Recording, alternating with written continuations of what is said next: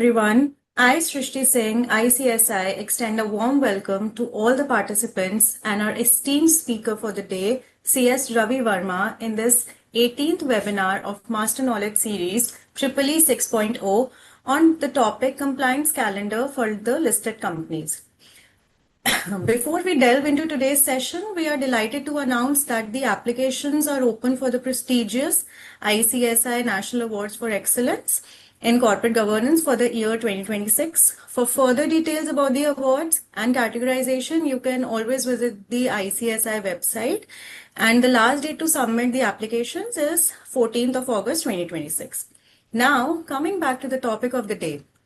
The compliance landscape, as we all know, for the listed companies has evolved significantly with frequent amendments under the Companies Act 2013, SEBI LODR Regulations 2015, and SEBI PIT Regulations 2015, and etc.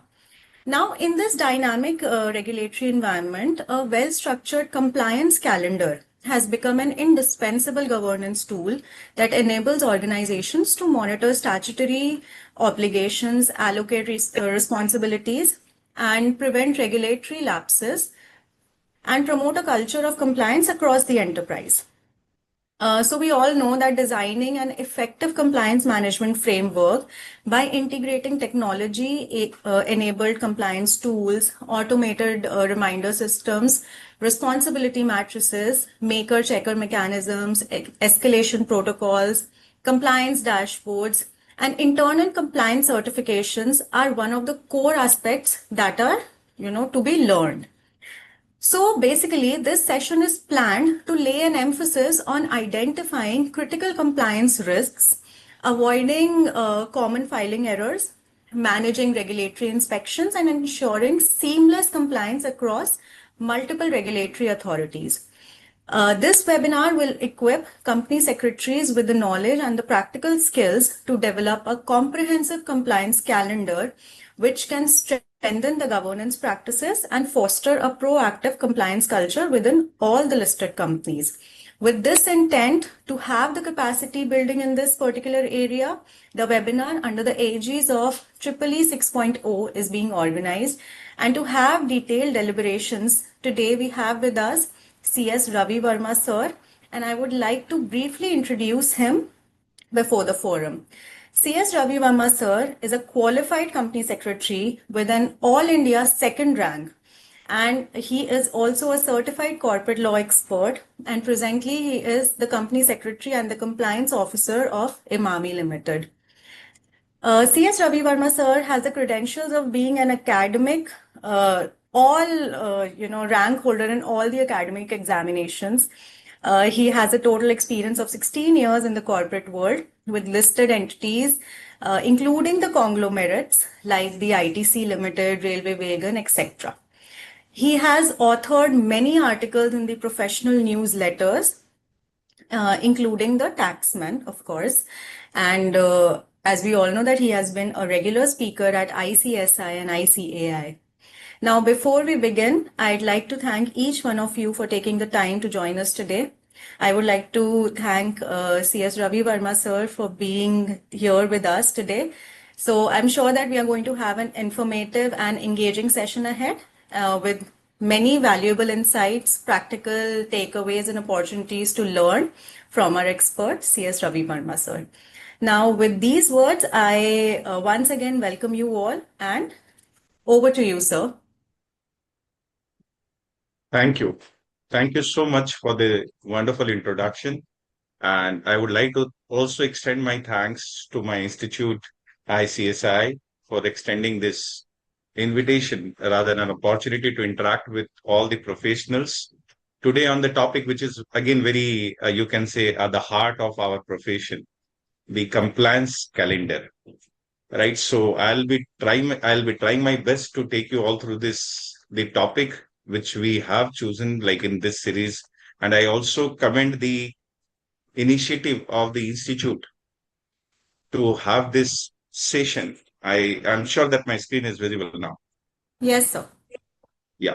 So extending my thanks to the institute, and yes, obviously this I commend the institute's initiatives also part of Triple E series, a sixth edition, which we are doing. And I'm privileged rather because I've been a part of all the series. And today in this sixth edition, we are going to discuss on the capital market compliance calendar for the listed entity. As in the introduction part, you have mentioned it rightly to all our professionals. And I extend a good afternoon to everyone. And I'm sure that I'll try to make it enriching one. So I'm just coming back to the topic as while she was mentioning in the introduction speech that compliance calendar over a period of time, it is evolving like anything in the ever changing dynamic environment. The regulations, the circulars are updating itself, and the same is the need for us to update us, to modify our thought process, to modify the system, to modify the controls, so that the compliance are in place. Because compliance is no longer, you can say, a cost center for the company. It's rather the way how you sustain your business. That thought has changed over a period of time, and compliance has come out of the traditional approach of just ticketing the box and making it adequate compliance. It's no longer that.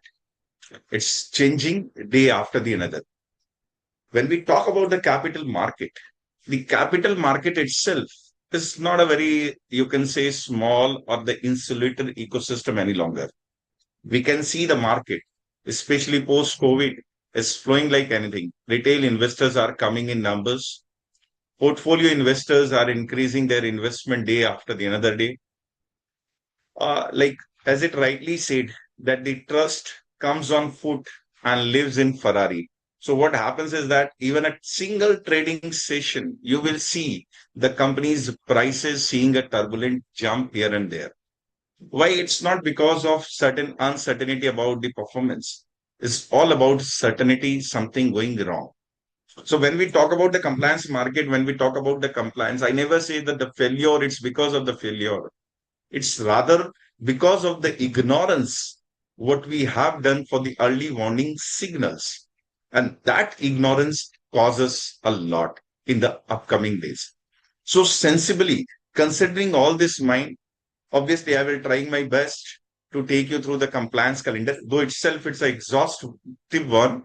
But in the next 1.5 hours, I'll try to take you through the different regulatory requirements, the some of the common requirements which are more applicable for all of us, and how to tackle those practical things. What needs to be bear in mind while complying with those requirements? What needs to be disseminated to the market? When needs to be disseminated? And what are the points where cross references are also equally important? So that will be my coverage of the session. Now, saying about the trust, when I say it's all about trust, the next question comes how you build up that trust, how you initiate that kind of a trust in the organization. It's all about culture because compliance is no longer taken as a task. Over a period of time, it has to be sensitized in the organization as a part of a culture. And when I say culture, culture cannot be built up by the executives only. It has to be set as a tone at the top.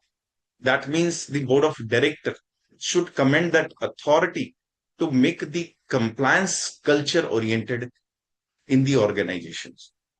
And I'm endorsing my views with the language of the provisions as well. The most common regulatory framework, which we all refer for all the listed entity, is the listing obligations and disclosure requirements regulation 2015, where in the regulation 4, which is the most ignorant regulation itself. In the chapter 2, we'll be discussing in the upcoming slides more about how much chapters are there and the sections of the SEBI LODR. But the most common, the chapter 2 and the principle 4 is the ignorant one, which we hardly prefer to read.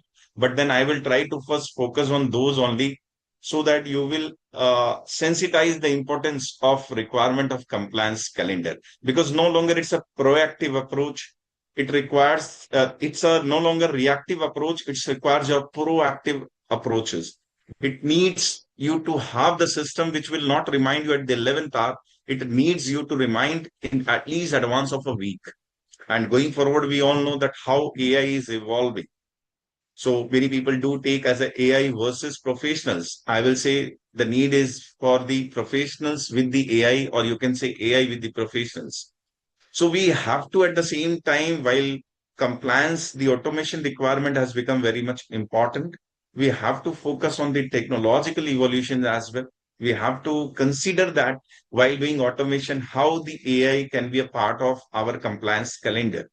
So the approach is to be a very, very proactive while we doing the compliances.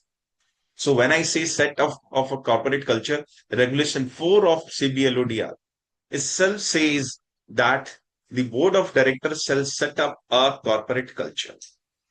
Now, the interesting part is that if you see in many of the cases where the penalty has been levied, penalty has been imposed, it's not on the single executives, it's not only on the KMP, rather the company has become a part of it. So you need to build a system. You can't just have the checklist any longer. A system is required, a culture is required, and that cultivates the entire ecosystem of compliance. Now, the next worrisome situation which arises when we talk about the culture, when we talk about the proactive approach, is that how you sustain that culture, how you enhance the value of that culture. So there are, I will say, five dimensions. The way there you can increase the value of your culture. And those five dimensions, I will correlate with each and every provision so that by the time we complete this slide, you can realize the importance that how these values are very much important for building up the culture in our organization. And in fact, all of us, like the board of directors, KMP, senior management, are a part of it. So, first and foremost principle is the transparency and accountability.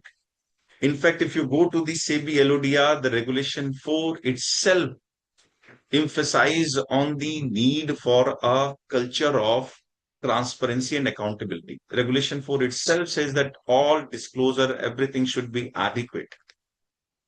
That's the first and foremost requirement emerging from the LODR. In fact, if you go to the PIT regulations as well, prohibition of insider trading, which is again the most widely regulations for the listed entity, there also you will see that the requirement to keep the information confidential, requirement to deal with the Chinese wall mechanism are built on the principle of transparency and accountability. So that transparency and accountability is the first principle to enhance the value. Second is to make availability of the informed decision making. In fact, here, if you go to the LODR regulation 25, sub-regulation 7 also talks about the familiarization program for your independent director. Though again, it's a principle wise, I'll come to that part later on while saying principle part. So it's encouraging for the independent director. Nonetheless, it is open for all the directors to have the familiarization programs as and when required. The number of hours are also required to be updated on the website under regulations 46 to make it available for the stakeholders at large. So this sensitizes the requirement for the informed decision making. Then the next principle follows in this, building up the brand value by gaining confidence of investors, by sustaining that confidence. That how you build up that investors' confidence. Next question is that can be answered by many of the provisions relating to analyst meet, investors meet, outcome of those meet to the stakeholders and public shareholders at large. Organizing press conferences, press releases are all part of your dealing with the investors, making one-on-one communications with those investors to retain the value of those compliance culture in the organization. And lastly, the fifth principle that comes in is stakeholders engagement, the communication with those stakeholders engagement. That also invariably a part of the SEBI LODR by virtue of 34 regulations where it says emphasize on the business responsibility and sustainability report, which opens the lot of principles. And out of those 9 principles, the one principle is the engagement with your stakeholders. So if you look at the regulatory framework, It's completely based on the principles to ensure that the momentum and the value for the compliance culture remains intact in the organization. Now, once we set up the value, the other parameter is that how it is convenienced by the stakeholders at large. How market will see to it, will react to it. So if you look at the entire framework, once you built up, it is demonstrated by your organization structure as well. So in a regulatory framework, if I say rightly, half of the architecture is of the regulations to be followed by you. And the other half of the architecture is how you perceived by the others. And both are very much important. It's no longer that you just comply with the regulatory framework and then just marking those boxes as fully complied with will give you any brownie points. It's not that. You have to have that architecture that how people perceive you, how you are demonstrating yourself to the others. That becomes very much important in the growing scenario. Now, in this, if you look at the first part, there are four things that you demonstrate, the four key things that comes to the eyes of public. And as I was saying, that it's all about the perceptions of those public sentiments. Once you are valued highly in front of them, your enterprise value is driven by them. Maybe your financial value is driven by the numbers, but the enterprise value, they are the one of the key vital element for that value. Now, in that effectiveness of compliance system, the one comes is the board characteristics, your board size, the repute of the board, the diversity of the board, the independence of the board. And all of these are very much covered in the regulation 16, subregulation B1, where it talks about the integrity. The other parts, the size and diversity, are very much covered in the regulation 17(1)(a).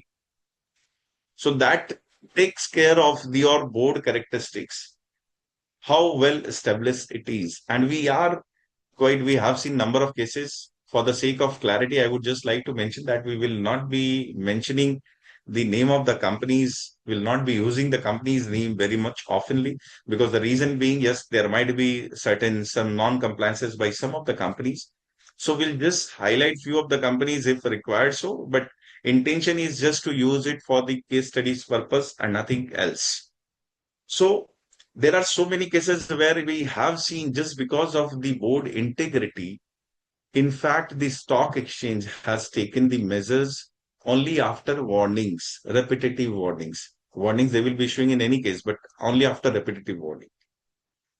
Right? Because that gives a comfort. Even despite those warnings, they are coming out very openly to the market, admitting in public about the non-compliances and retaining their value before the public shareholders.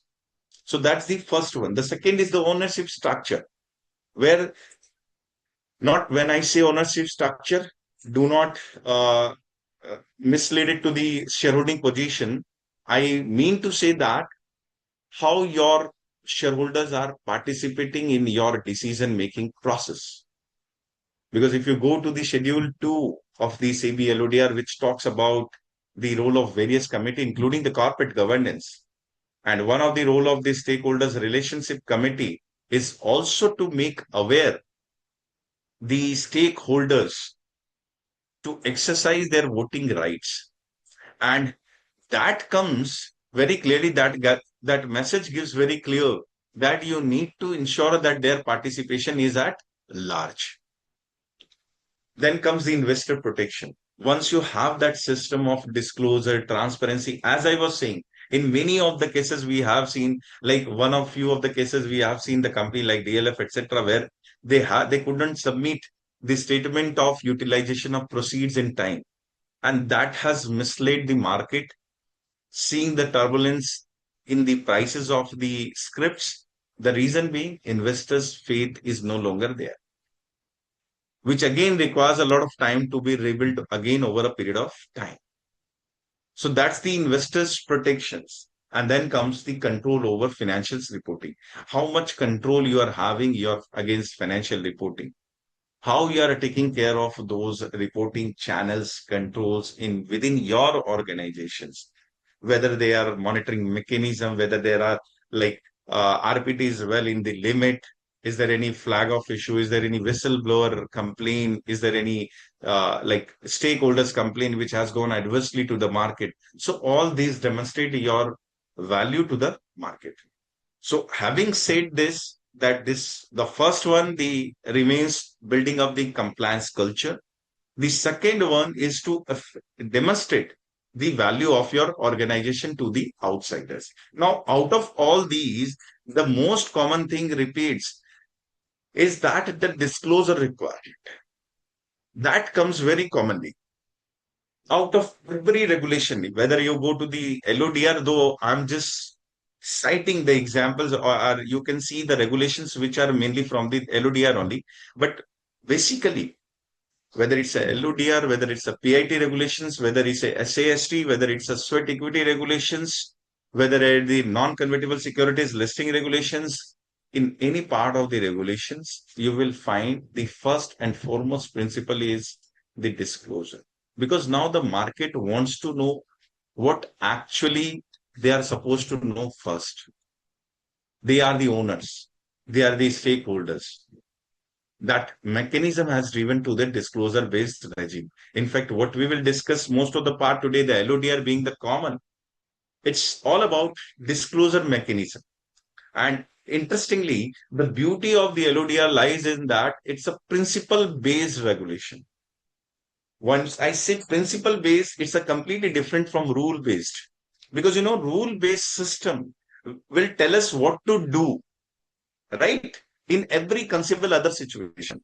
But principle based regulation establishes the objectives and it values the framework. Just a common example. Let's say, for example, in the eyes of the board of director, there might be certain information which may not be required to disseminate it in terms of the materiality if I calculate it arithmetically. That's a rule-based approach. But if I dissect it, whether non-submission, non-disclosure of this thing will result into a kind of a misleading information to the stakeholders, and I chosen to disclose it for the transparency level, that makes it a principle oriented. And that is what you will see in the regulation 4. It says that all the informations disclosure, whatever you will make, should be based on the principle approach. It should not be misleading. In fact, regulation 4, as I was talking about on that, regulation 4(1)(c) says that it should not be misleading. We should bear in mind any information. Rather, it's happy to be cut short the information, but not to mislead the market. It's all about providing adequate and timely information, which is there in the 4(1)(d). It also says that the information should be accurate, it should be timely, because a delayed disclosure is almost like you are not giving a disclosure. And many of the company has been seen several consequences of making delayed disclosure. So nowadays, a stock exchange, in addition to the whatever the regulatory requirement is there, they are also imposing the penalty as per the SOP, because they are very much authorized under the LODR regulations to have the standard operating procedure in addition to what actions SEBI can initiate. So there can be double repercussions by way of a SEBI as well and from the stock exchanges as well. So those final consequences you have to have in mind. And then there are channels which are being facilitated. And this I'm emphasizing precisely more for the professional. When we see ethical dilemma situation, most of us, I'm sure that though it's a kind of a virtual platform, we are interacting and we are engaging with each other, but you will endorse my views that most of the time it's very difficult to take a call, whether to go ahead with the disclosure or not. That's the ethical dilemma. There comes a situation when we are very much not sure about going with the information. And here, if you read the regulation 4, sub-regulation 2 and 3, you will get the idea very clear that it says very meticulously that The listed company shall comply with the corporate governance provisions as specified in Chapter 4, which shall be implemented in a manner to achieve the objective of the principles. So that means, you see, the intent is not to meet the regulations, it to meet the principles. In fact, 4.3 comes very clearly, which says that in case of any ambiguity or any incongruity between the principles and the regulations, you will hardly see that it is written this way, that the principles shall prevail. Right? You will not find anywhere in any other regulations. We basically read the regulation where it is written, the act shall prevail over these things. The regulations will prevail over the other things. But you will never find like this, that the principles shall prevail. And those principles are keeping in mind the rights of the shareholders, timely informations, equitable treatment to the stakeholders, role of stakeholders, how you engage them. That one of the principles that we were reading, disclosure and transparency, and making a responsible board of directors. So see, the entire structure itself says that it is principle based, and that makes our mind very clear that principles shall prevail over the rules. And that's a principle based approach system. And I think in LODR, if we follow this concept, it solves almost all of the ethical dilemma situation where we choose what to disclose and what not to. Now, coming forward to many of the regulations, like in the next part, I'll try to cover those part of the regulations where we are dealing in our majority of the work, highlighting those key requirements, key compliances, which comes very oftenly for us, right? So if I look at the compliance calendar for listed entity, there are so many regulations, and to list those regulations, few of the key regulations are the ICDR, the issue of capital and disclosure requirement, listing obligations and disclosure requirement, prohibition of insider trading requirement, and then substantial acquisition of shares and takeover requirement. Then comes the share-based employee benefits requirement regulations, and then issue and listing of non-convertible securities. Now, there are so many regulations, and out of this, you will see the majority where we work is 3 regulations. The key regulations are the LODR, PIT, SAST.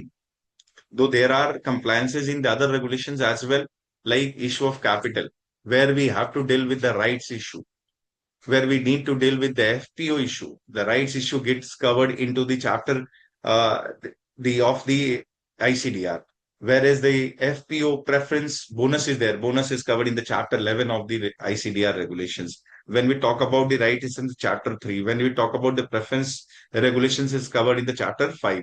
So all these regulations are to be complied with when we are doing the issuance of securities. And it has a correlated compliance, like coming back to the LODR, where we will be complying with the prior intimation for issue of securities and prior approval of issuance of securities. Then regulation 28 and 29 of LODR will be required to comply with.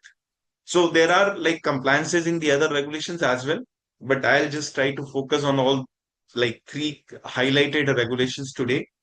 And of course, in the like similar compliances are there in the share-based employee benefits and state equity regulations. There, you will require for in principle approval for the grant. Then you will require for filing of the grant with the stock exchanges. You will also be required to inform the stock exchange on the allotment of securities pursuant to exercise of options. Right? So there are event-based compliance covered in the share-based employee benefits regulations, event-based compliance covered in the issue of capital, event-based compliance is covered in the issue and listing of NCS. There also further issuance and then listing of those securities are covered. To start with the PIT, the prohibition of insider trading regulation. And before that, let's just understand certain common things which are required to be fulfilled by us, right? While because I am just focusing on the regulatory requirement, there are certain other areas also where the other regulatory bodies are also facilitating the compliance mechanism. And I'll say not regulatory enforcement agencies like BSC, NSC are getting a compliance calendar ready for us, making the informations available to us, right? They are publishing compliance calendar. They are sending the reminders to us as a real time basis for mails. Most of us are receiving the mails in advance that you have your shareholding pattern due for filing. You have your corporate governance report for filing. You have your this statement of deviation due for filing, financial results for filing. They are issuing consolidated circulars for ease of reference. Like for the listing obligations, we refer the latest one being the 30th January 2026 Master Circular. For if you are going for the ICDR, then you are referring the 9th of February 26 regulations. If you are going to the RTA, then Master Circular is referred to the 6th of February. We are referring the October 2025 circular for the convertible securities. So that Master Circular act as a reference, a ready reckoner for us to refer, and then facilitating by way of electronic portals. We have got NEPS, BSC portals for filing that makes our easy, like sending mails and then awaiting those deliveries and seeking confirmation, acknowledgement. Rather, the electronic system has made it very easy since decade back. The mechanism which was introduced by the stock exchanges is now a commendable approach. We are able to disseminate our information through these portals, and to add it to it, on the top of it, there is now single API based right model where they are trying to make BSC and NSC compliance easy for us. Means filing on one portal gets disseminated on another one, so that gives a breathe of relief for all of us.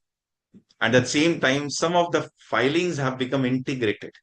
Like when I say integrated, say for example, financial results getting integrated with the statement of deviations, then with the RPT reportings, and then with the defaults of loans and borrowing reporting. So these are consolidated. Similarly, in the corporate governance report, we have got the investors complaint report integrated. So these integrated report also further relax the requirement of those additional compliances. While these compliance facilitation measures are there, and we start taking through the PIT, there are certain things we need to bear in mind. Though there are facilitation measures also, but then at the same time, we end up doing small errors. So there are some precautions that we should also bear in mind, like essentials, while submitting those disclosure. First, the accuracy of information.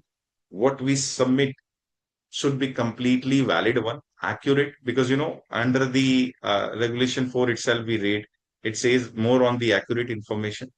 Prohibition of insider trading is more demanding on the accurate number of shares reporting.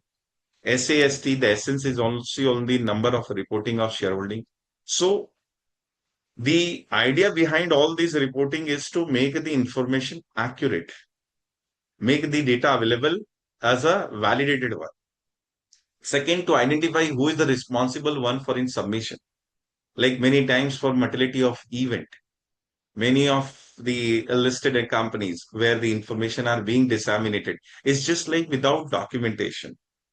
There should be proper documentation whether it has been quantified as a material information or not.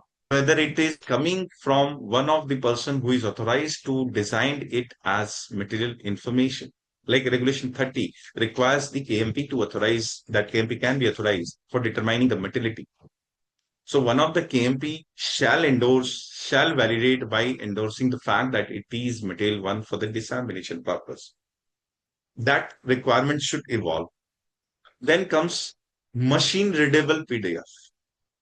Many times, like we get puzzled, we get confused with the requirement.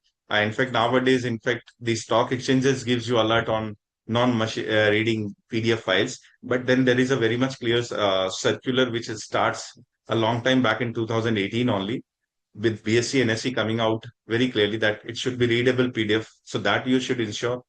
Most of the submissions while we are submitting has to be enabled by way of a DSC. There are only few exceptions, which has been also released in the guidance note issued by the NSE in its 7 September 2022, where there are certain, you can say, exceptional cases where you can use the manual signature. Otherwise, the physical signatures are no longer accepted. While submitting the information, choose the designated path. That's also very crucial. If I have to give the outcome of board meeting, it has to go as an outcome. It cannot be an update.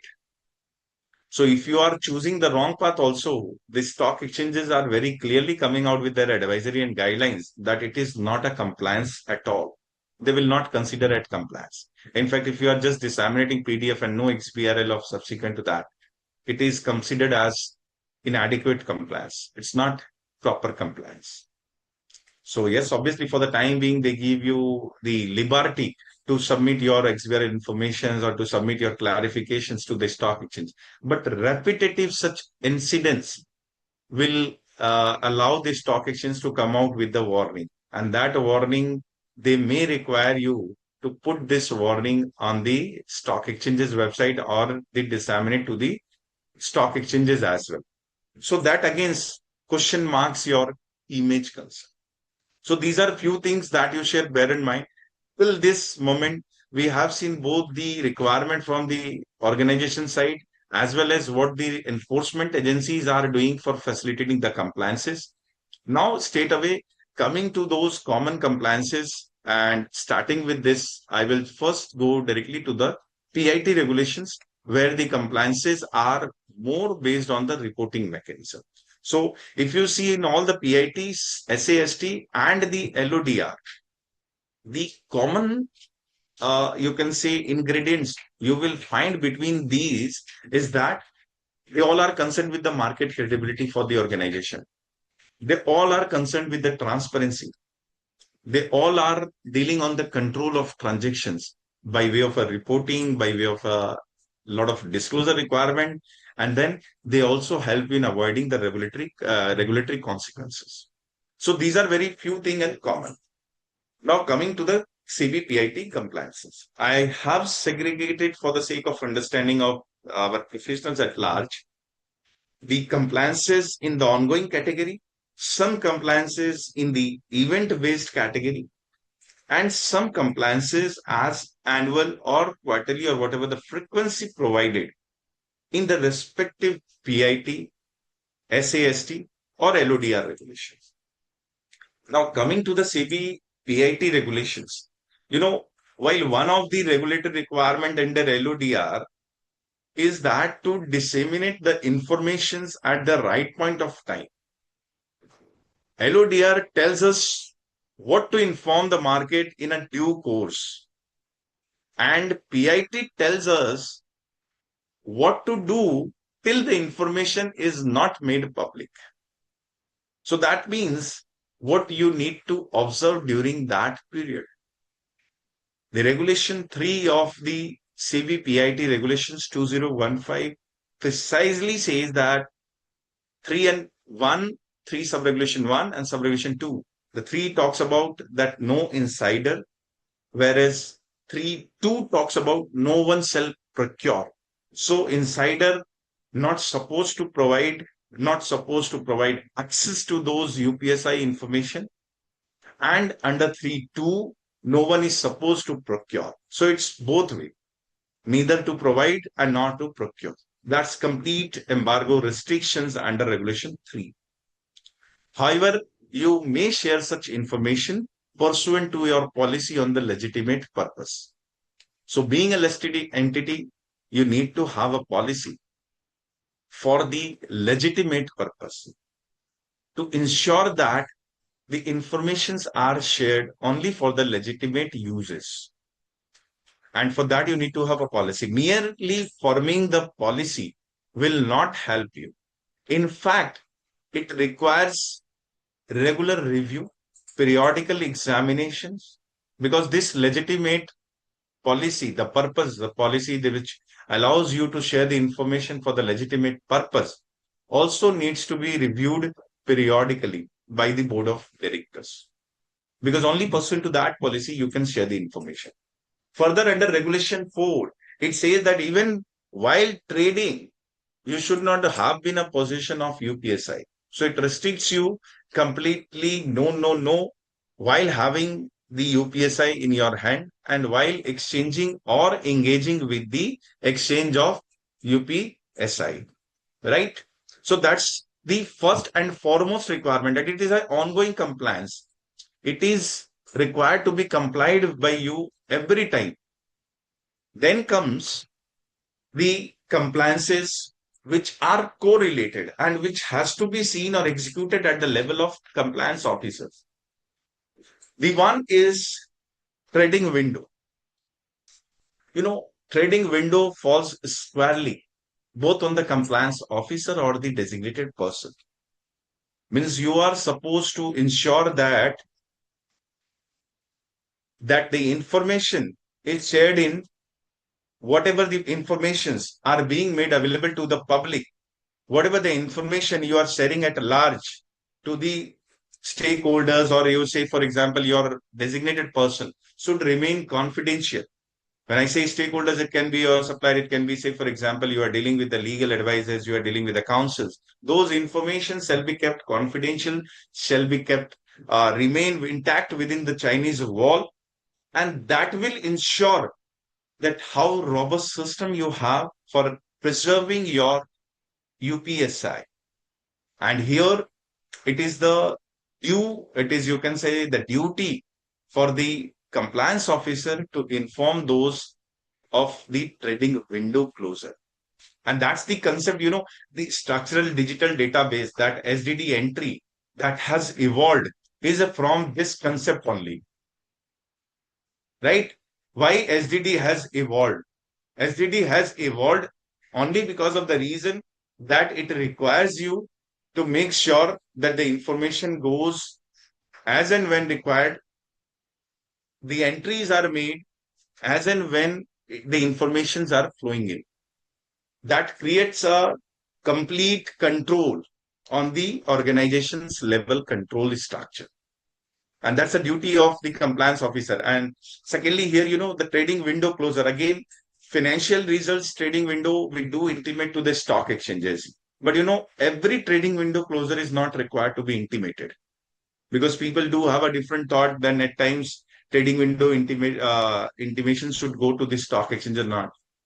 So that trading window is completely internal control, right? It's not required to be disseminated, but how robust control are there within the internal. Some compliances, under these regulations are considered as silent category compliances. And these compliances are very much important because these are silent compliances. When it goes to the public, it erupts like anything. In fact, in some of the severe cases, SEBI investigate the cases and SEBI comes out with the investigations. You decides in the order, levying the penalty on the organizations for failure to maintain such system. The second one is that contra trade. That is also required to be monitored regularly. Most of the designated persons are need to be made aware of these requirements, that they cannot trade into the shares of the company within a period of 6 months. There cannot be opposite transaction. Means a purchase or sell, a reverse transactions cannot be there while we are talking about the contract trade. And many cases where senior executives, the designated persons, out of their ignorance, they do result into doing or executing opposite transactions, which results into contract trade and thereby allowing the company to levy the penalty. Here that the company also need to devise a mechanism whereby they can have a penalty on the officers or designated person not complying with the requirement of PIT regulations. That's the contra trade. That contra trade has to be taken care of. And these adequate measures, while, as I said, while we'll be discussing the requirements, we'll be also discussing with the solutions. So what is the solution? It's require your ongoing awareness, making the people aware, making it a part of a learning program, making it as part of your induction program, providing the codes to the designated persons. You can sensitize by this way the internal system to have the robust internal control, right? So with these ongoing structure, now coming to the event based, because so far we discussed the ongoing CBPIT regulation, which are required to be complied over a continuous period of time. Then comes event based. In event based, in fact, the regulation allows us to have the another control. When we talk about transactions, there might be incidences that people out of ignorance can happen to be or can execute the transactions. So as a pre-check or a pre-control on those transactions, you have the liberty to fix the pre-clearance threshold. That is there under Regulation 9 and the Schedule B, which prescribed for the code of conduct for listed entities, that the company may choose to fix a threshold for a pre-clearance beyond which, if the designated officers persons want to execute the trade, they shall seek permission from the compliance office. And the compliance officer, while giving those clearances, has also the right to take undertaking from those DP if he is of opinion that the person is in UPSI, possession of UPSI or not. So he may seek clarification on undertaking from that person. That also allows you the liberty to the compliance officer to ensure the absolute compliance, I will say, of the SEBI PIT regulations. While giving the pre-clearance validity can be of maximum 7 trading days by law. While our code of conduct has that liberty to restrict the timeline, is the higher timeline 7 trading days. We can keep it for 4 or 5 trading days, but we do not have that liberty to have a flexible approach to fix it more than 7 trading days. So that once gets triggered as and when sudden transaction is about to happen. As and when somebody is thinking or anticipating a transaction, they should come to you for a seeking pre-clearance. So in SEBI PIT, mostly these are the compliances which you need to monitor on a day-to-day basis, which comes as a compliance calendar, which needs your preparedness, your readiness. Then comes disclosure reporting. The one is the initial disclosure. The second one is the continual. These falls under Regulation 7. 7 sub-regulation 1, 7 sub-regulation 2. One is of the initial disclosure, which requires by every KMP or you can say promoter on being designated so to inform it within 7 days of their appointment. And 2 is all about continual disclosure, where the threshold is of 10 or more lakh in during a quarter, calendar quarter. They need to inform the exchanges, right? That's the 7.1 and 7.2. Now, in these, I will say, the stock exchanges over a period of time has also evolved the use of technology, has also evolved the use of other tools. So since 2015, they were evolving the process of making those system driven disclosure, SDD. So one is the SDD, structural digital database. This SDD is all about the system driven disclosure. So from 2015 onward, this initially started with 2018, marking it a landmark with the few of the regulatory requirement like 29, etc., being a part of those disclosure, automatically being captured from the depository level. Then later on in the 2021 and 2022, gradually by the time of 2022, they understood it finally that, okay, no longer these disclosure are required to be captured. And for the SEBI PIT regulations, we all know that there was a SEBI circular making it very clearly in the 13th of August 2021, and finally landmark 2022 for the SAST regulation. So now most of these disclosure are system-driven disclosure, but yet, and we all are using some of the tools because the compliances has to be automated. It cannot be manual driven any longer, right? But at least these disclosure you should have in your inbuilt control system, because these are a first line of a disclosure. These act as a baseline for your all disclosure subsequent will be coming from the persons. Because there are certain gaps, like say, for example, if I talk about the DP, then relatives of the DP also falls under the gambit of not doing the trades. They are also falling under not to trade into the opposite transactions. Contra trade gets extended to them as well. In fact, there is a regulation that further says very clearly, Regulation 7.3, that connected person, the company may choose connected person, identify connected person, and then can require them also to make disclosure. So these disclosures should be there in your system. Maybe for the purpose of this SEBI requirements, you may or may dispense with those things. But as a part of internal control mechanism, you can continue through your internal control mechanism when you are using tool, etc. Right? So this is again, this is in short, in entirety, I'll tell you, this is all about the CBPIT regulation. Because, people, basically, the shareholders are having a very one clear thing in the mind that the market has a long memory for those who trade, right? Then what everyone else get to know about this. So when you are informing at a delayed point of a time, what you are trading into, what you are reporting the number of shares, that acts as a, you can say, eye-catching mechanism for those market institutional investors, be it fund houses, mutual funds, proxy advisors, credit rating agencies, all these sees as your control reporting. PIT demonstrate the control of your organizations, that how robust your internal control structure is. And that's why you will see in the regulation 9, there is a institutional mechanism for strengthening your internal control. So in summary, if you look at the SEBI PIT compliances that you should have a pre-check, that you should have strengthened in your system, in your organization, I'll say the one is that relating to the trading window, which we have discussed. The another one with respect to the pre-clearances, which again falls under the Regulation 9 Schedule B. Then disclosure, as we discussed just right now, structural digital database, continuous updations of this. In fact, you can say periodical audit is recommended as a part of audit trail mechanism to ensure that it is well complied with the Regulation 3.5. And, in fact, in one of the very renowned company cases, that's a very good company. And in that company, the SEBI has taken action. EU has levied penalty for not complying with the maintenance of structural digital database. So that also should be reviewed periodically.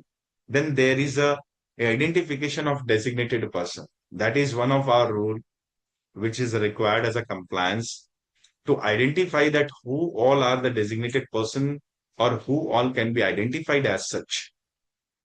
People joining in, people moving on. We got a definition of senior management from the law, because that is very much defined in the regulation, LODR. That is very much defined in the Companies Act. But then for the DP, it's based on the accessibility of the information. So that is one of the crucial rule to identify. Then the policy review and the review of entire system, because one of the role of the audit committee is also to do annual review of the internal control mechanism. So these are the compliances you should take control while doing the compliances of the CBPIT regulation. While the next part of it, when I'm talking about the compliance, is the SAST. Though in the SAST, the compliances are, like you can say, mostly, I will say very commonly, if I look at the substantial acquisition of shares and takeover, it is always correlated with making open offer. Because that's the first and foremost thing that comes into the mind when we are talking about the SAST, making open offer. But beside open offer, there are certain compliances, like say, for example, disclosure based, and then inter-se transfer. So you need to make application for those inter-se exemptions if you are trying to avail those exemptions. And while Regulation 29, Regulation 30, 31 requires the disclosures on a periodic basis. Like say, for example, Regulation 29, 1 says very clearly that acquirer along with PAC to make a disclosure when it aggregates to 5% or more. And the continual disclosure, which says that whenever there is a change of plus minus 2%, that also needs to be disseminated. Though, as I was just mentioning while we were discussing on the PIT regulations, that it now forms a part of system-driven disclosure. SEBI has issued the circular on the 7th of May or 7th of March 2022, clearing it very clear that these 29 disclosures, if executed through depository transaction, it's no longer required to be reported. However, there are certain exceptions as well. Like for those shares which are in physical form, it is required to be reported. for those transactions which are not reported through the depository, executed through depository, will require to be reported through the disclosure based under Regulation 29. So these we should bear in mind, because these are again, promoters holding is not just a concern. You will say that it's just for the sake of a compliance making disclosure. I'll say no. Promoters holding causes in situation leads to financial distress in the organization. So it's the perceived of the market that how they react. You know, very well informed market always price the risk in the script of the particular company. If you are informing that of any changes in the holding, any pledge of the holdings, that they will definitely price that risk as well in the market price. But if not informed, then that discounting of risk may result in the price here and there of that organization. So promoters holding dissemination is equally important as like you are disseminating any other information. And the one annual compliance which is there under the SEBI SAST is the 31(4).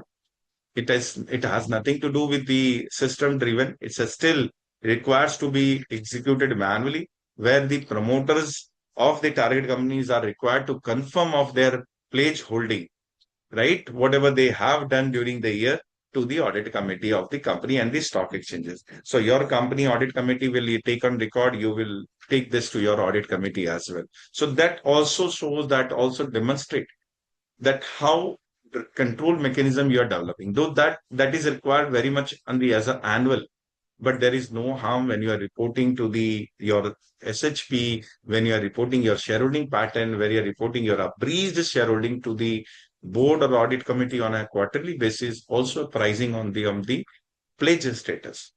So that further strengthens your mechanism to have a check and control on those reporting. Because when I talk about the SDD, system driven may allow you or may give you the flexibility or may give you that comfort that you will not miss your filing, but then it doesn't guarantee misleading filing. So that misleading filing, the control needs to be in your hands, right? So these are like I dealt into the compliances. I emphasize on those compliances which are required very much, or you can say very oftenly required to be complied by us over a period of time under whether it's a PIT regulations or SAST regulations. Now, straight away coming to the LODR regulation, where we deal with a lot of requirements. And I think it's a very common for all of us, because this is the regulation which covers your entire post listing.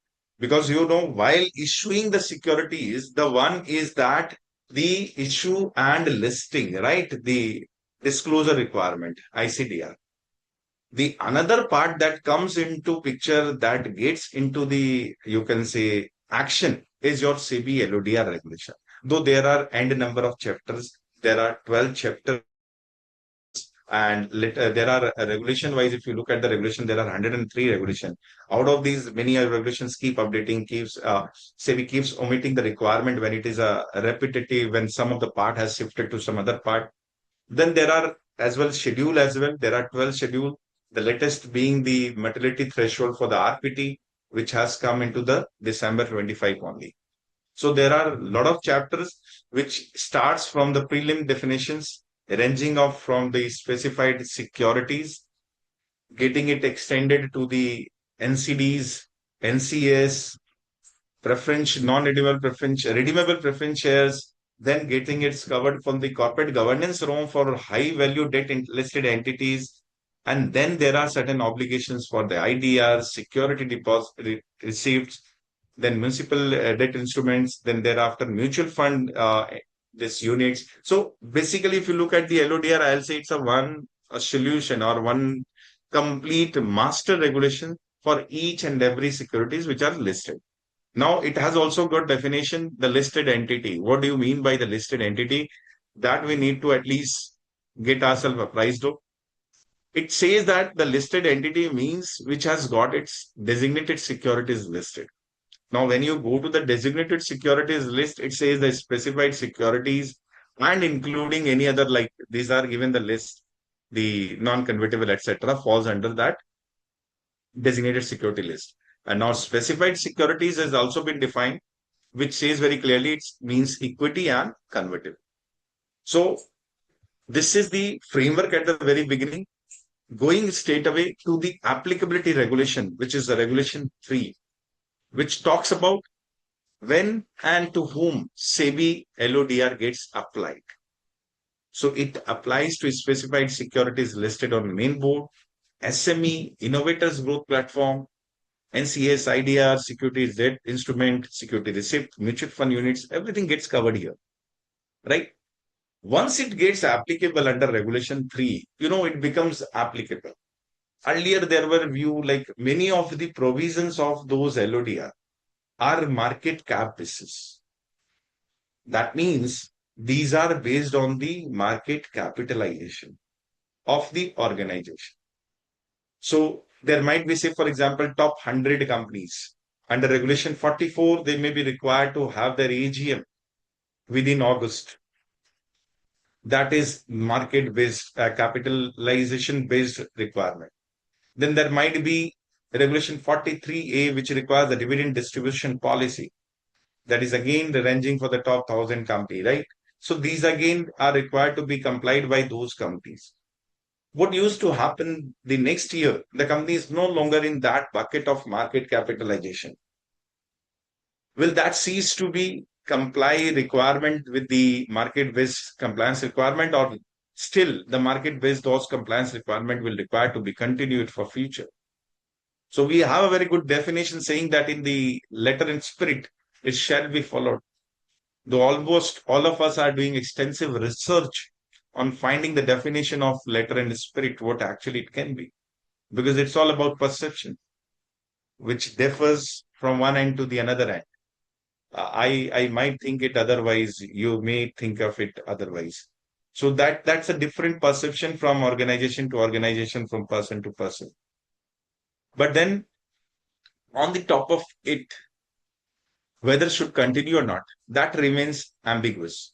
And finally, the SEBI 3 years back has got a clarity by way of amendment. It provides very clearly under Regulation 3, Sub-Regulation 2A, that you will continue to comply with the requirement unless you are out of the threshold for consecutive 3 years. So that means that comes very clearly that for the period of 3 years, consecutive years, if you are not there, then you may choose not to comply with those requirements. Otherwise, you will continue to.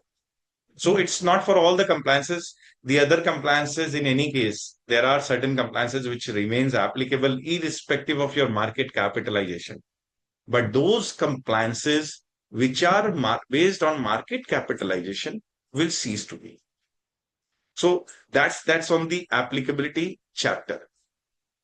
In short, this I thought, let me share with every one of you, because many times when we read the chapter definition and the requirement, we get very little bit, you can say, confused with the requirement. So just in a simplified manner, in a layman, if I say, if I see my equity only listed, then apart from the common obligation, because these are the common obligations, additional company obligations which remains applicable on me.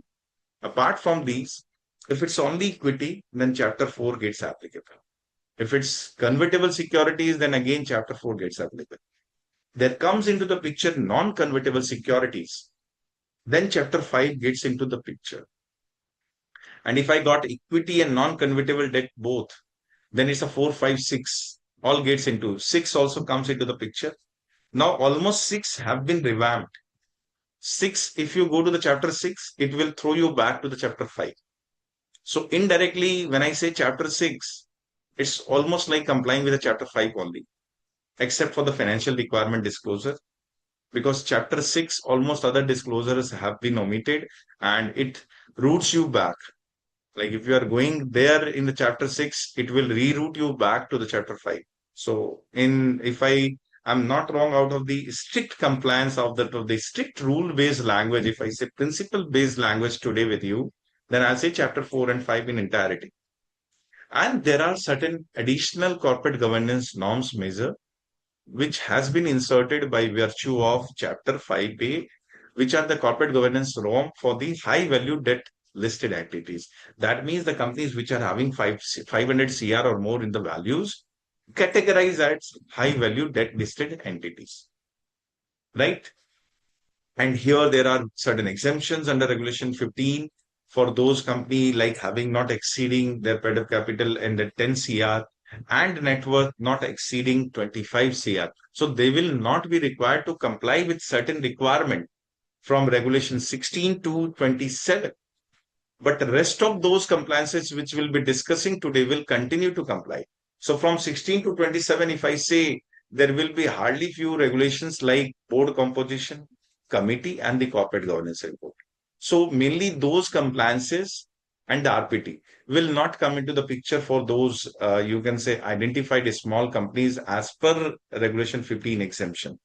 But all rest compliances from 28 onwards, that remains applicable for those entities as well.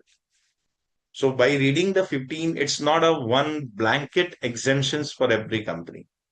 It's just a comfort to give them the relaxation from having the requirement of the board, constitutions, committees, subsidiary framework, etc. So these kind of relief are there from the small companies which are categorized under 15, Regulation 15. So this is a chapter which gives you in nutshell a clarity. Then comes the compliances under SEBI LODR, which has identified as a common obligation, certain quarterly, certain half yearly, certain yearly, certain ongoing and rule based. Now, after looking at this picture, you may have an idea that, okay, while at the very beginning I mentioned about is a principle based. So why so many of the regulations which are giving an indication it's a rule based that you have to do. So see, it's not rule based. Again, it is driven by the principal motives that you should follow the principles like quarterly dissemination to investors' confidence, half yearly informations to ensure that continuity, yearly is an periodical updations to your stakeholders at large. Ongoing is to ensure that your compliance system are robust. So basically, here I will say rules are not obstacles to the good governance. Rather, they are what good governance looks like when you are not trying to improve.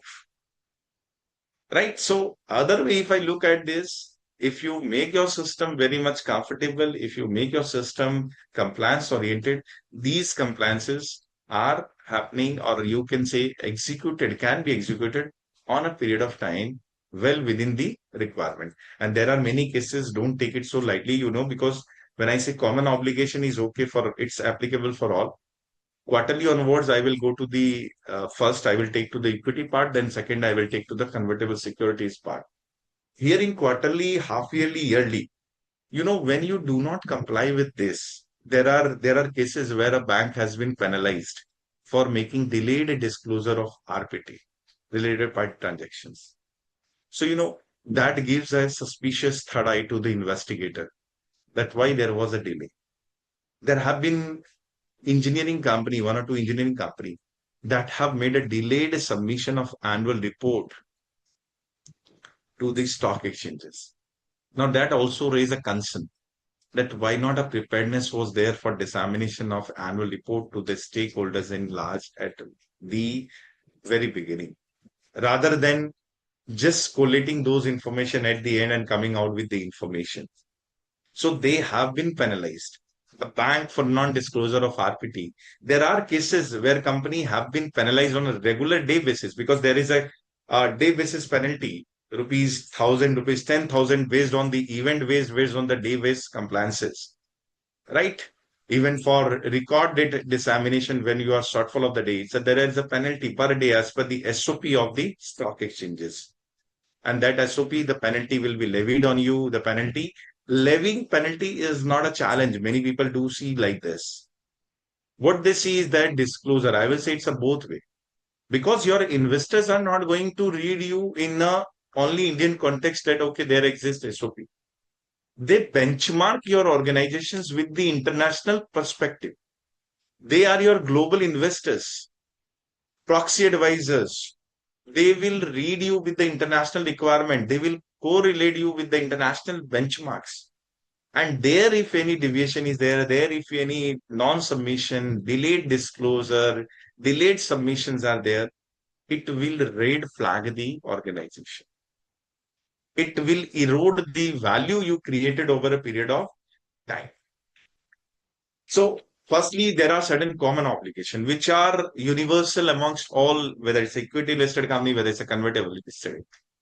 The one is that the first and foremost that starts with the regulation 5 is that the listed company shall ensure that KMP directors and the promoters complies with the responsibility and the obligations.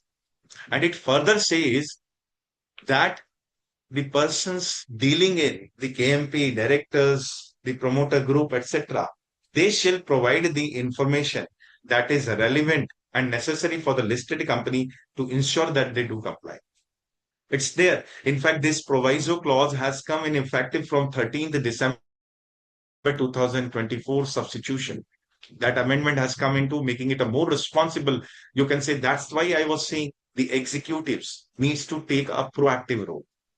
They have been into the target basket to lead the organization, and that has come into the picture from 13th of December 2024. Then comes the requirement under Regulation 6 to have a KMP, designated KMP, who is a qualified company secretary and who will act as the compliance officer for the organization. So qualified company secretary will be acting as a compliance officer. And in fact, there were a lot of ambiguity in terms of a continuation. When people do resign, people do leave organizations, though Companies Act Section 203 have a basket period, you can say a window of 6 months to fill that positions by reading the rule of interpretations. Here in the Regulation 6, there was no such timeline, which has been streamlined, again, making it very clear that within 3 months, you need to fill the vacancy. So that means, again, that period that you can say accountability has been given to the organization as well to ensure, to validate the role of a compliance officer. That how much important that in person is, how much vital that person can be for the organization to ensure the compliances with the requirements under the various legislation framed by the SEBI. That's the continuing one. And the Regulation 7, which requires to have your RTA. So being a listed, you need to have your registrar and share transfer agent. And if it is, you are having the folio more than 1 lakh, then RTA needs to be registered with the SEBI. Unlike that, you can maintain your in-house RTA as well when you are within the threshold. So that flexibility is there to maintain it within in-house, or you go for the outsourcing the RTA facility. But once you cross the threshold, you have to get it registered. The another thing is that here, when there is a change in the RTA, you need to be aware of this, that amongst the common obligations, these are the obligations which are applicable for all. Whenever there is a change, you need to inform within 7 days of appointment the stock exchanges. So say, for example, if you're changing RTA, if you are appointing new RTA, entering into an agreement, you need to make a dissemination within 7 days. So I'm discussing on the only key common obligations, and I'll happy to address at the end a Q&A while you have any query relating to the other obligations as well. So while 6, 7 that deals with the compliance officer, that RTA, the Regulation 9 requires your policy.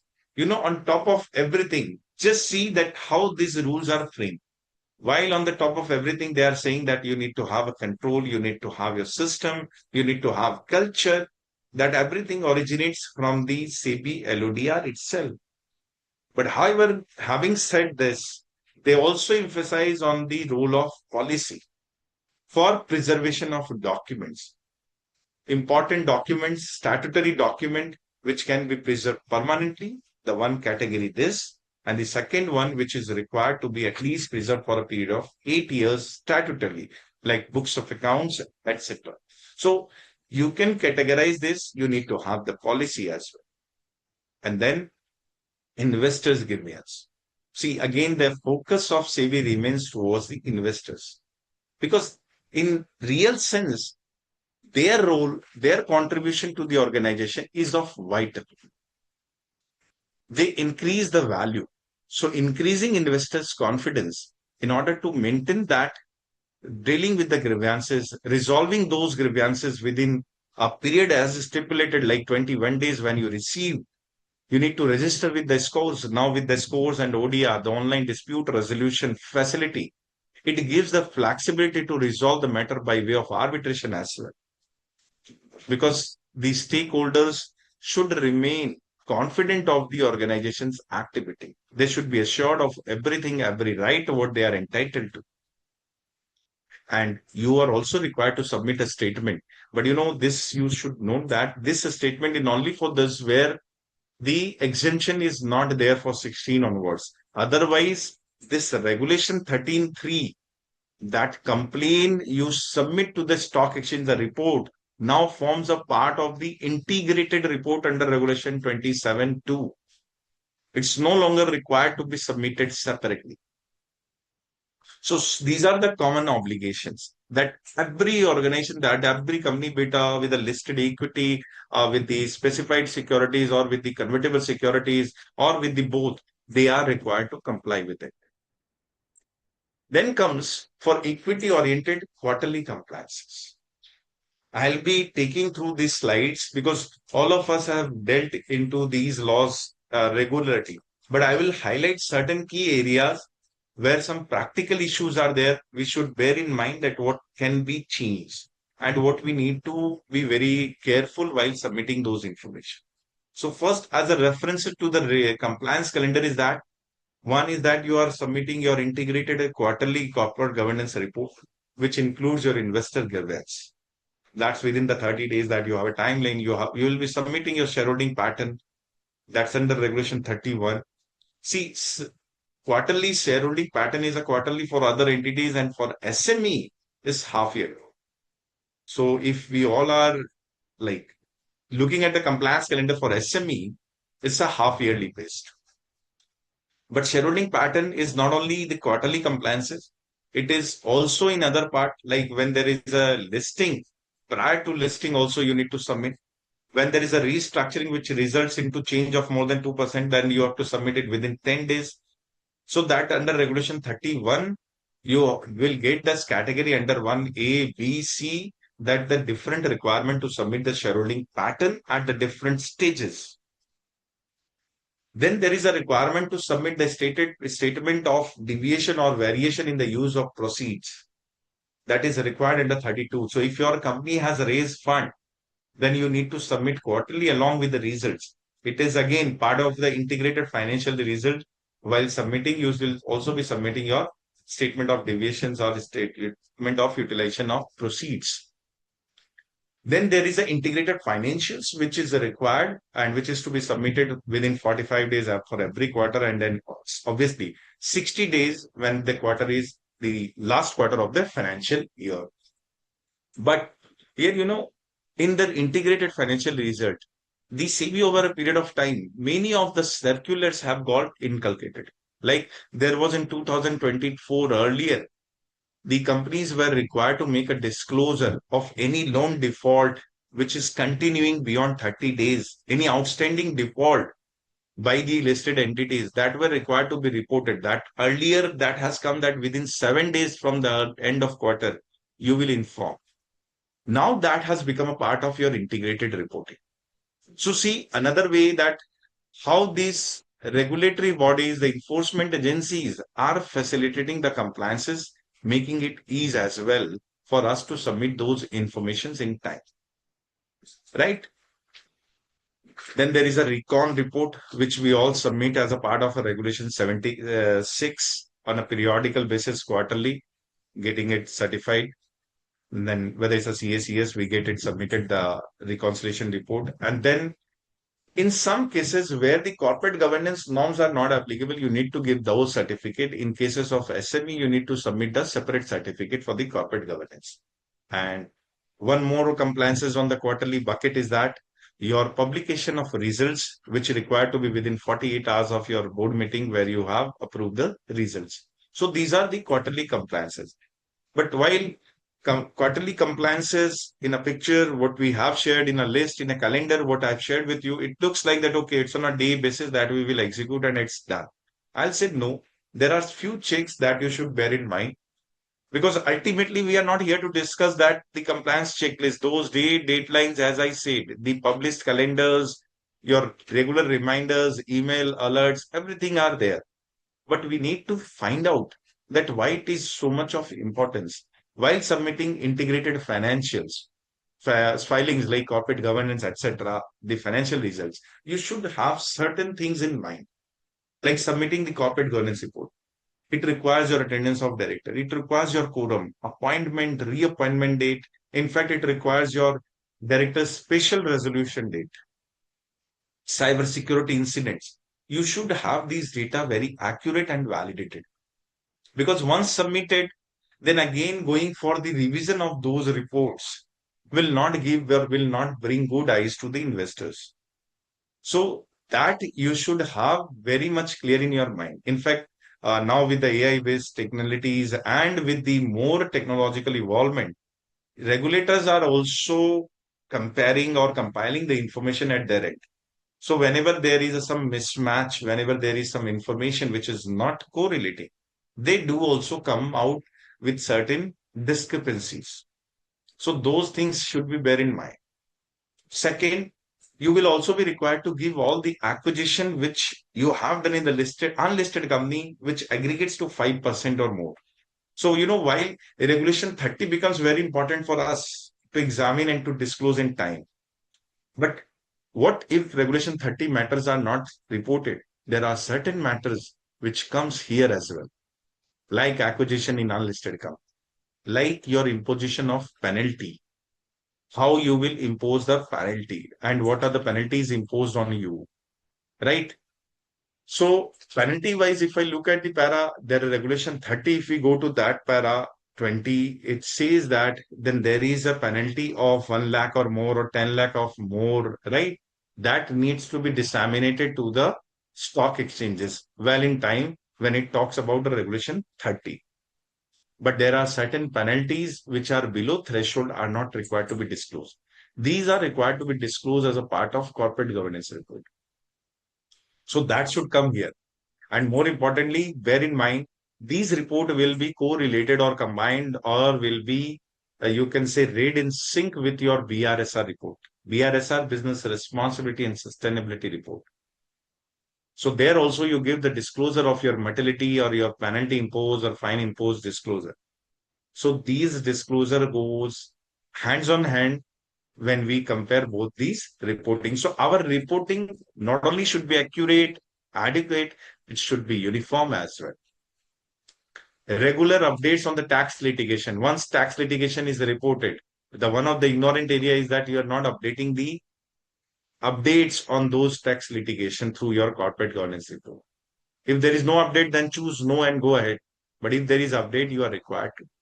So see, it's a routine filing. It looks like that, okay, you will be just doing those compliances. But behind these compliances, you need to apply, you need to demonstrate the skills, you need to command those compliances. It's not just doing the compliance, it's all about commanding those compliances, right? While submitting the integrated financial, this corporate governance report. Similarly, in a shareholding pattern, while submitting, you should ensure the demat control whether matched or not. You are also disclosing nowadays, SEBI has very come out very clearly in the March itself last year that even the promoter and promoter group with the NILS shareholding shall be disclosed. The earlier with the people having a holding command, that shareholding, they were generally in the shareholding pattern. Now it's very much clear that even the NIL shareholding that needs to be reported. Because, again, the another thing is to examine or to like have the proactive reading of the compliances, all the measures in place to ensure future benefits as well. In one of the exemption under the SEBI SAST, if both the promoters or both the persons are classified in the shareholding pattern for the last 3 years in the promoter category, then you can continue or you can avail the benefit of exemption.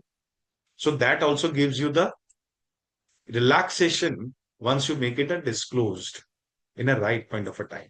Not just for the sake of taking benefit, just at the right point of a time to ensure all the benefits, which are rights. I will say these are the rights available to the organization or the entity or the individuals that should come to them on their own. Similarly, utilization of proceeds, it has to be kept in mind that where you have appointed a monitoring agency, then you also need to submit their report, comment while submitting the statement of deviation. And reconciliation of share capital audit report, you should also assess your whatever the process request during the quarter, whether all the quarters, like all the requests you have received has processed or not.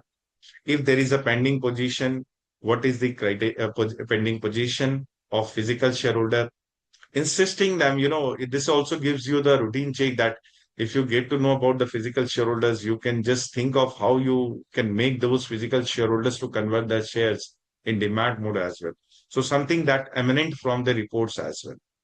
So these are few checks on the quarterly compliances.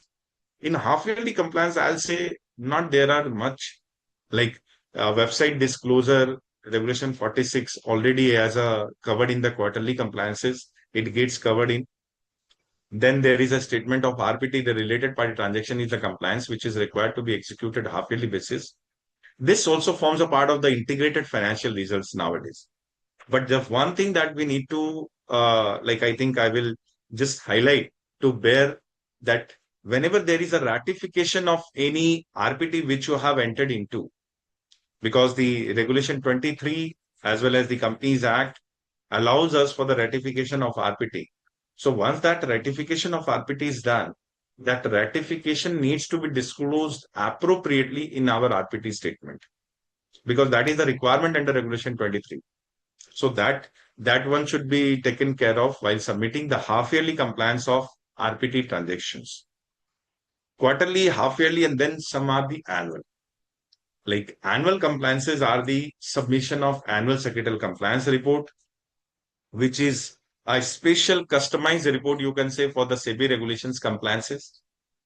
Then there is a secretarial audit report, which is again a customized, or you can say by way of coming from the Ministry of Corporate Affairs to be submitted. That all both falls under 24A. Then comes the annual report, which is required to be disseminated or submitted under Regulation 34 to the stock exchanges. In the mode of sending annual report, you need to just give the soft copy through email, etc. Everything is permissible. What needs to be highlighted here is that you need to send a letter to those physical shareholders with the web link. You can choose to give your QR code as well, because that web link is mandatory, but then there is nothing stops you if you give us a QR code as a ready reckoner to scan those and then download the annual report, just to ensure that these shareholders get the access. Then dividend distribution policy disclosure should be appropriately there in the 43A. The reason being highlighting 43A is while submitting these annual report on the portal, there are certain requirements. One of these is that they will ask you particularly the link which has been given and the reference of that page while submitting the information. They will also require you to submit the reference of the page for the BRSR. So these becomes you need to be extra cautious while submitting or while preparing those annual compliances. And annual general meeting results, which you will be submitting within 2 working days of the conclusion of the AGM. Thankfully, it was like 48 hours. Now it's a 2 working days. It gives you the ample time. If there is intermittent, you can say non-working day for the CB, etc. So these you need to submit to the stock exchanges as a part of your, you can say, annual compliances. Though dividend distribution policy again remains applicable based on the market cap. BRSR again remains based on the market cap. So these are the annual compliances which are required to be submitted. Here I will say in few of the annual compliances, you need to exercise prudence. You need to exercise your wisdom. Like say, for example, annual report should adequately cover your management discussion analysis portion. Your certificates should be there in the annual report because there are some certificates like director's disqualification, confirmations on the code, which are required under Schedule 2 of the CBLODR. Schedule 2, which deals with the corporate governance. So that has to be complied very in absolute terms. Then While sending, make sure that you send the hard copy for those who have requested. Though there are many rule of interpreting when you people request for the hard copy for the previous year, for the current year. But technically, if you ask me, while sending the annual reports, if immediately the demands arise, then it can be of that particular year only. While submitting the e-voting results, this is not just a compliance. Before submitting the results, before holding your AGM, you should also exercise some of the rights to ensure that most of the participation from the shareholder is expected, because it demonstrates the value how many institutionals and the public category has participated. And that's what the disclosure format is. It's not about those only you known people and promoter category are voting. It's more about on the other side. So that exercise of voting rights, we should also be very careful on that. Then there are certain event-based compliances under SEBI LODR, which are like Regulation 28. When you go for an issue of securities, you should seek prior, you can say, approval. Then there is a prior intimation. Prior intimation, again, people do take for results, buyback, dividend, delisting, fundraising, bonus. These are covered under Regulation 29. So you need to intimate 2 working days in advance. It looks like a compliance just to ensure it's like, again, a checklist kind of. I'll not say checklist. It's rather, again, imposing that value of UPSI. Just correlated that, this is to make the people aware that something is going to happen, making the attempt to make the public information. Right? So these are again correlated and very well articulated under both SEBI LODR and SEBI PIT. Similarly, the another instance is the Regulation 30, which is material event and information. So once it has arisen, you need to make your entries into the SDD based on the UPSI mode. So that requirement originates from your SEBI PIT. That's the germination. And then one stage comes where this information will become public by way of a dissemination, which will come under Regulation 30. And in between that period, there is a silent period, means those executives should not have traded into the shares and should not have taken the benefit positions on these scripts. That is the actual control of the organizations. So these compliances all are correlated. Regulation 37 requires your NOC prior to the filing of a scheme of arrangement before you file with the tribunal. This is again a test check from the SEBI regulatory angles. Then Regulation 39, which says on the issuance of duplicate share certificates. Now, no longer that letter of confirmation is required to be issued, which remains valid for 120 days. And then again, what happened? People seen letter of confirmations not being credited to the, like, not being used by the shareholders. And then again, you are transferring the shares to your suspense, etc. Allowing it direct credit. From April itself, they have allowed effective direct credit of securities to the investor's account. That's a welcome move under Regulation 39. Regulation 42, where you informs the record date in advance. Again, I will correlate with the PIT only. 43 and 45 are more towards the compliance in nature, not on the, you can say, date based. 43 and 45 are on the subjective base. 43 says that when you declare dividend, it should be per share basis. And 45, when you change the name, there are certain criteria which are envisaged under 45(1), that you should not have changed in the last 1 year. You should have made the criteria of meeting your half of the revenue from new activities. That certification should come from a chartered accountant, practicing chartered accountant, which needs to be submitted to the stock exchanges. So far what we have seen, the quarterly, annual, and the event based. Then there are, of course, certain ongoing compliances. It's a different from common obligations. Common obligation is for all equity and debt. Is ongoing, means on the continued basis, you need to have these compliances, like board composition. You should have optimum combination of executive, non-executive.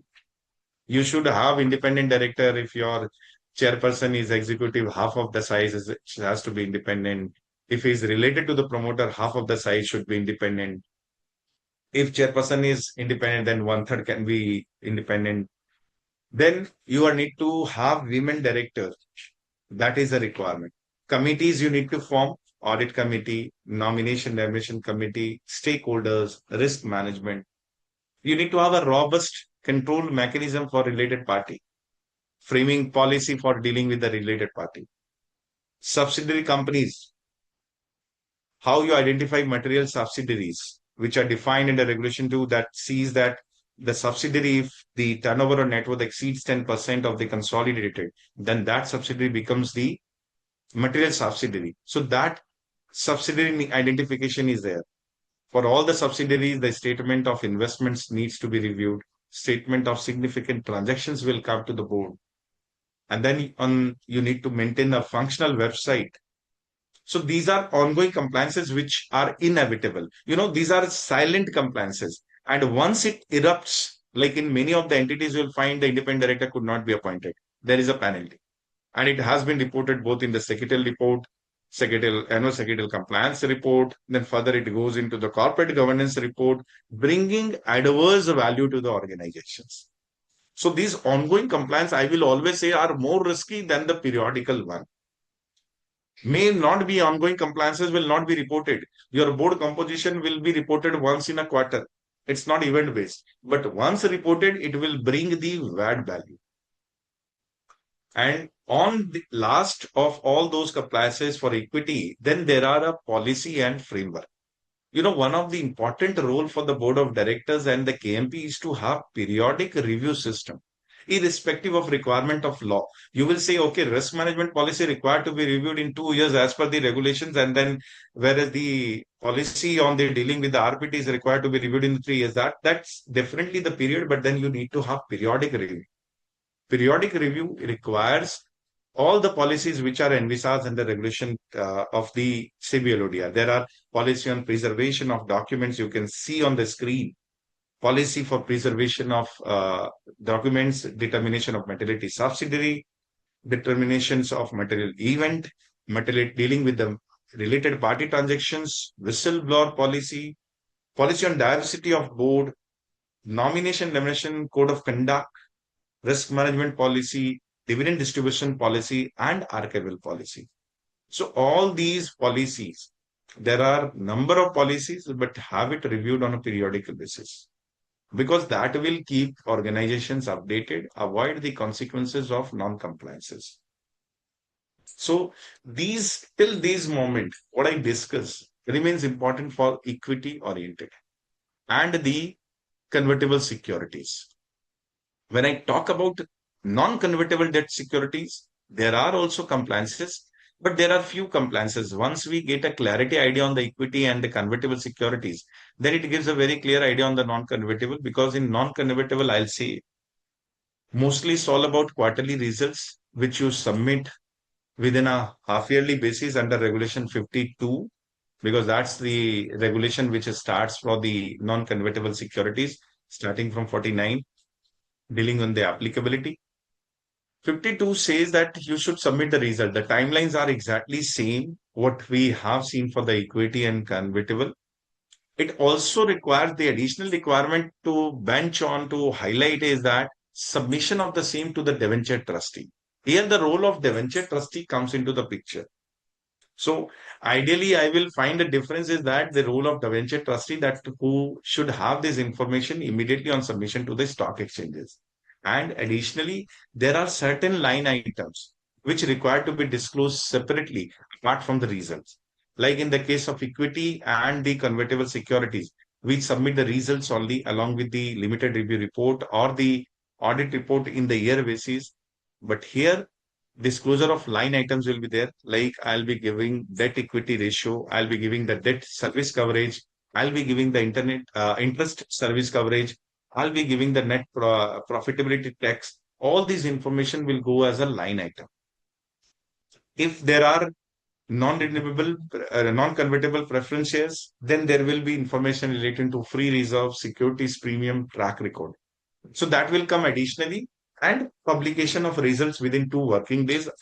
Identically, there 48 hours is there. Here 2 working days. So that's a cumbersome relief. So mainly the quarterly, if I look at the non-convertible, I'll say it's more on the results. Annually, if I look at the compliances, it's more on the annual report. And the additional requirement is that having annual review by the credit agency, at least once a year, you are required to. And you also need to, the difference, as I said, the importance is of the role of debenture trustee. So there I was only giving to the stock exchange in the annual report and to the shareholders. Here, apart from those, you are giving to the debenture trustee a copy of all the notices, whatever you issue for non-convertible debentures, non-convertible securities, information regarding their revision in rating, whatever you are revising, information regarding default in payment, every information should go to the debenture trustee ASAP. That's the annual compliance under this, you can say the chapter for the non-convertible debt securities, which is chapter 5. Then there are certain event-based. Event-based, again, I correlate. Like there, if we give prior intimation for issue of securities, here we give prior intimation for alteration in the nature, for alteration in the rate of interest, financial results approval. The days are same. Similarly, for the specified securities like equity, I'm giving the regulation 30 all material information. Here under regulation 51, I'll giving the all information which have impact on my interest or the payment of dividend, etc. That's the difference, and the number differs, but the other essence, the principle remains the same. And additionally, here you will provide such information to debenture trustee as well. Then next comes here as a event base is a payment of interest or dividend, intimations of dividend or interest. Status of payment of interest or dividend within 1 working days. I will say this is very welcome move. This was earlier on the interest payment and dividend payment. If you look at the disclosure by the companies having non-convertible debt securities listed, they were required to have a certification every quarterly. Then within 5 days of working days of every quarter, they used to submit the status of payment, etc., which has thankfully from 15 June 2023 onwards has been removed and made a part of regulation 57 that you need to inform within 1 working day. Here also you need to inform of the record date in advance. Again, just to ensure that both the market and the company's internal people are online. So till this moment, if you see non-convertible debt securities momentum, results are more or less same triggers, unlike the disclosure of line items and information to debenture trustee. Event-based prior intimation and material event informations remain same. The record date remains same. Ongoing compliances are there. Like these are something different from the specified securities. One is that you need to have a security cover that we need that you need to maintain the asset-based security cover as required under regulation 54. That has to be updated to the stock exchange on every quarterly, half-yearly, annual basis. And this is just to protect the interest of security holders. So it's a security cover. Second ongoing is that apart from this, you need to ensure that any change, whether it's in the NCD coupon or redemption, means debt or debt redemption or coupon, whether it's a dividend changes in the payment of interest rate of dividend, rate of dividend or redemption, you need to take a prior approval under regulation 59. Without that approval, you can't proceed. That is also another protection measure. So I'll say in non-convertible securities, the ongoing compliances are more of the protectional compliances for the investors. So there are certain, you can say, preemptive rights for the stock exchanges to get to know about the security cover, about material deviation, about the functional website also, where all the information, whether it's an interest payment, dividend payment, redemption, etc., everything will be updated within 2 working days as like 46, the working website requirement for the specified securities. Then, as I was saying, what happens? We have dealt with the specified securities where we are talking about the equity and convertible. Now we have discussed with the non-convertible securities. What if I've got both specified and non-convertible? In both the cases, you will comply with the chapter 4, which we discussed very beginning for the specified securities. What comes additionally is that you will comply from regulation 50 to 62 of the chapter 5. That means the chapter of non-convertible. So indirectly, if you ask me, apart from the results, this will throw you back to go and comply with the requirements of whatever required for the non-convertible security. So LODR per se, while reading, it may look like that you are going somewhere. It's a very confusing. It's very you can say not getting it right into the track of your mind. But then I will say both the chapters 4 and 5 forms the pillar.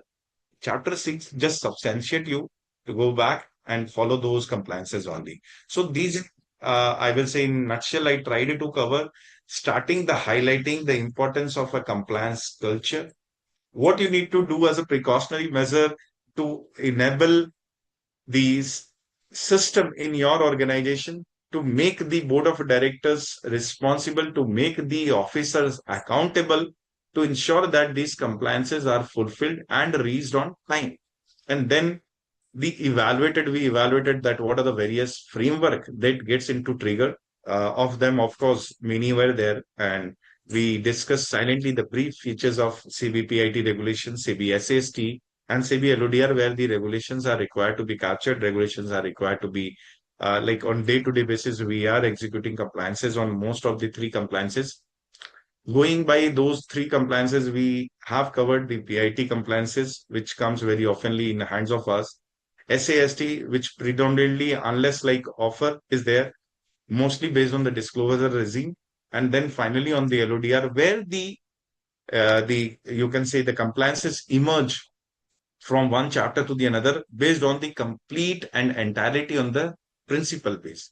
And at the end, I would just say that having said so, having discussed all these, whatever the compliances are required or the common compliances which gets triggered for the organizations, we should have in mind that this was like you can say an attempt, since it is a triple E series where it is a motive to enrich, to enable, and to excel.